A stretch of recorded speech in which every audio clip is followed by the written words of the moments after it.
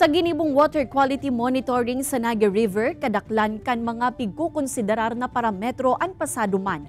Alagad pag-abot sa fecal coliform as in phosphate content, day nakapasar ang tubig sa salog. Katakod kaiyan makakaulay ta live si CJ Santua, ang Senior Environmental Management Specialist kan Naga City Environment and Natural Resources Office, tanganing aramon ta ang estado kan Naga River base sa monitoring kan sa Indaman na opisina. Diyos marhay na hapon po, Sir CJ. Marhay na hapon man po sa Indogabos asin sa mga nagira. Opo, Sir CJ, ano po ngunyan ang estado o status kang Naga River?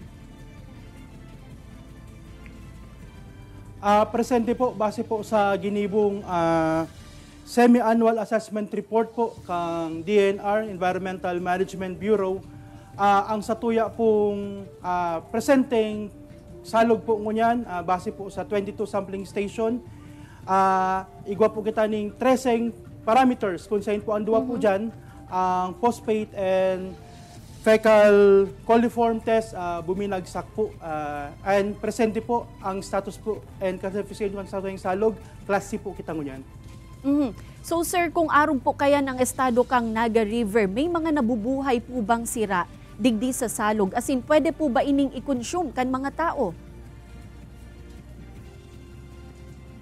Ayo po, kanakagi pong Agosto, nagkaigwa po kami ng Fishery Resource Assessment kung saan po nagdako po kami ng mga sira, mga mussels, mga clams po sa Naga River. As in, pigsometermi po yan sa BIFAR Regional Fisheries Laboratories, and nagkuwig po ng resulta kung saan po, base po sa result po na tinaw kang BIFAR, pasado po as in pwede pong konsumon. And presente po nga, igwa kita ng mga Fish Folks Association na nagnaon sa Naga River.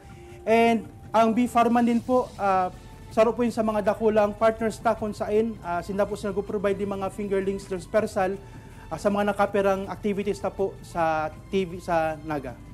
Alright, sir, ngunyan po, gura nun na po kahanda ang Naga River para sa gigibuon na fluvial procession?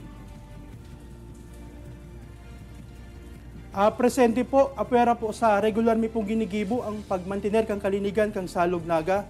Kung saan po igwa kami mga personahes na nakadistino po sa gilid po mismo kang salog dahil may station po kami dyan.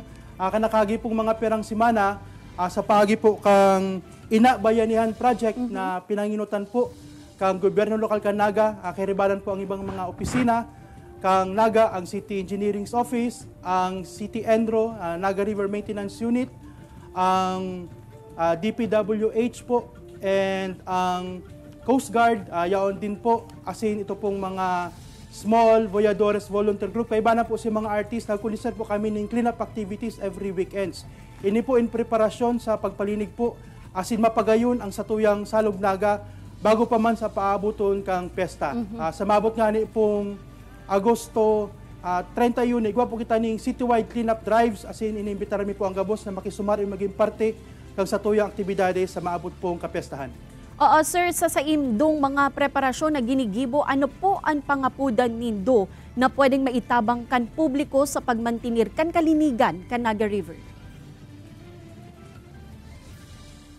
Sa pangapudan mi po, inotet maging disiplinado kita gabos, as in responsable, partikular po si gabos na kaistar sa gilid na porsyon kang salog Naga na iwasan po pag-aapon ng basura.